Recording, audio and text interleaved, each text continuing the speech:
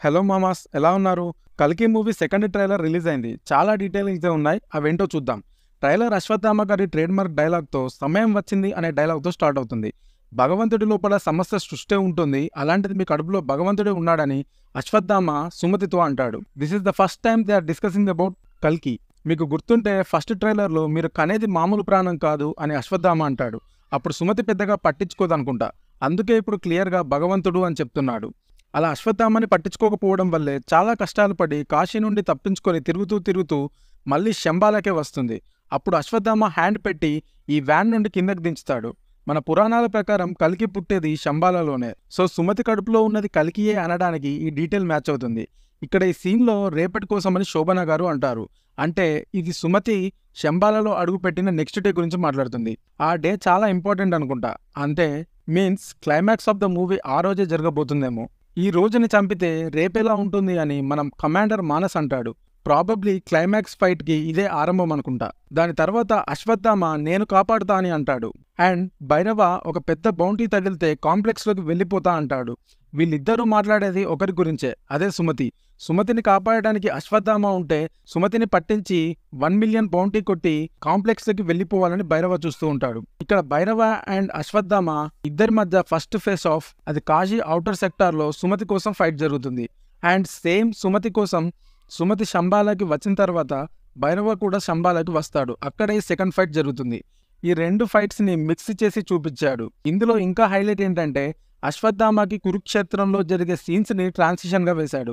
ఈ ట్రాన్సిషన్ అయితే mind blowing ఉంది. కింద పడ్డ అశ్వత్థామ పోయి ఒక పెద్ద ఏనుగు గుద్దుకుంటాడు. మనకి మహాభారతంలో అశ్వత్థామ అనే ఒక ఏనుగు ఉంటుంది. అది ఇదే అనుకుంటా. ఒక ఫేమస్ లైన్ కూడా ఉంది దాని గురించి, అశ్వత్థామ హతః కుంజరహ అని. ఈ కురుక్షేత్రం ట్రాన్సిషన్లో ఇంకో మైండ్ బ్లోయింగ్ డీటెయిల్ దొరికింది. అదేంటంటే ఇక్కడ అశ్వత్థామని అండ్ సైన్యాన్ని దూరంగా విసిరేసింది ఇదిగో ఈ వైట్ డ్రెస్లో ఉన్నతను. It may be any character, నాకు తెలియదు క్యారెక్టర్ ఏంటిది అనేది. నేనైతే అర్జునుడు అనుకుంటున్నా. ఎందుకంటే ట్రైలర్లో బ్రహ్మాస్త్రాస్ ఉపయోగించారు. బ్రహ్మాస్త్రాలను ఉపయోగించేది కేవలం అర్జునుడు అండ్ అశ్వత్థామనే, అందుకే అనుకుంటున్నా. నెక్స్ట్ కలి అక్ కమలాసన్. ఎన్ని యుగాలైనా ఎన్ని అవకాశాలు ఇచ్చినా మనిషి మారలేడు అని అంటాడు. ఇది వింటే ఎందుకో నన్నే అంటున్నట్టు అనిపిస్తుంది. ఓకే, జోక్స్ అపార్ట్, ఎందుకలా అంటున్నాడని ఆలోచిస్తే ఒకటి అనిపించింది. నాకు తెలిసి కలి ఇమ్మోర్టల్ కోసం ఏదో ఎక్స్పెరిమెంట్స్ చేస్తున్నాడు. అంటే ఎప్పుడూ చనిపోకుండా బ్రతికే ఉండడానికి ఎక్స్పెరిమెంట్స్. సో అందుకే ఈ డైలాగ్ అన్నాడు అనుకుంటా. ఎందుకంటే మనిషికి బ్రతకంటే ఆశే, ఆ కాంటెక్స్ట్ లో చెప్తున్నాడేమో ఈ డైలాగ్. నెక్స్ట్ ఈ ఫైట్ సీన్ చూపిస్తారు. అప్పుడు శోభన గారు అన్నారు కదా రేపటి కోసం అని, అది క్లైమాక్స్ ఫైటే అనుకుంటా. పాపం శోభన గారు కూడా పోతారు అనుకుంటా. ఇక్కడ ఈ సీన్ లో ఉన్నది ఉత్తర, అంటే అభిమన్యుడి భార్య, అంటే అర్జునుడి కోడలు. ఈమె కడుపులోని బిడ్డ మీదే అశ్వత్థామ బ్రహ్మాస్త్రాన్ని ప్రయోగిస్తాడు. ఆ విషయం ఈ సీన్ లో చూడొచ్చు. ఇక్కడ ఆడవాళ్ళకి ఈ ట్రయాంగిల్ బాక్స్లో పెట్టి ఏదో ప్రెగ్నెన్సీ కోసం ఎక్స్పెరిమెంట్ చేస్తూ ఉంటారు. లేదా అసలు ప్రెగ్నెన్సీ రాకుండా చేస్తున్నారేమో. లేదా అప్పుడు చెప్పినట్టు కలి ఇమ్మోర్టాలిటీకి ట్రై చేస్తున్నాడు. దానికి ఈ ఎక్స్పెరిమెంట్స్కి ఏమైనా సంబంధం ఉండొచ్చు. మీరు గమనిస్తే ఈ మిషన్ కూడా ట్రయాంగిల్ షేప్లోనే ఉంది. గ్లిమ్స్లో ఫస్ట్ షాట్లో కూడా ఇదే ట్రయాంగిల్ నేల మీద ఉంటుంది. అండ్ కాంప్లెక్స్ కూడా ట్రయాంగిల్ షేప్లోనే ఉంటుంది. మేబీ ఇది కలి సింబల్ అనుకుంటా. ఇక్కడ చూస్తే ప్రజలందరినీ పెద్ద చైన్ కేసులో వేసి బంధిస్తారు. ఈ సీన్స్ అన్నీ జరుగుతుంటే ఒక సాంగ్ వస్తుంది, మాధవ రాకుదా సరిపోదా ఈ నరమేధమని. దేవుణ్ణి పిలుస్తూ పాట వస్తుంది. ఈ పాట అంతా పాడేది శంబాలలోని ఒక అతను.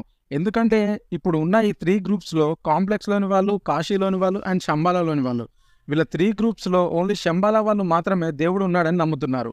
ఒక అవతారం వస్తుంది వాళ్ళని కాపాడుతుంది, అది కల్కి అవతారమే అని బలంగా నమ్మేది వీళ్ళే. నెక్స్ట్ మన Bhairava all time favourite dialogue, ఇప్పటి వరకు ఒక్క ఫైట్ కూడా ఓడిపోలేదు అని బుజ్జిని రీమోడల్ చేసి ఏదో ట్రాన్స్ఫార్మర్ లాగా పట్టుకొని వస్తాడు. Which is not at all expected. Pure goose bump stuff ఇది. ఫైనల్గా నేను చెప్పేది ఏంటంటే అశ్వత్థామ కురుక్షేత్రంలో ఉత్తర కడుపులో ఇలాంటి చంపిన పాపానికి ప్రాయశ్చితంగా ఇప్పుడు సుమతి బిడ్డని కాపాడాలి అనుకుంటాడు. సుమతి కడుపులో ఉన్నది కల్కి అని తెలుసుకొని కలి మనుషులు వెంటపడి తను చంపడానికి ట్రై చేస్తారు. అశ్వత్థామ వాళ్ళ తాట తీస్తాడు. ఇక మన వల్ల కాదు అని చెప్పి ఆ బౌంటీని భైరవకి అప్పగిస్తారు. అశ్వత్థామకి భైరవకి ఫైట్ జరుగుతుంది. ఎలాగోలా అశ్వత్థామ సుమతిని తీసుకొని అక్కడి నుండి వెళ్ళిపోతాడు.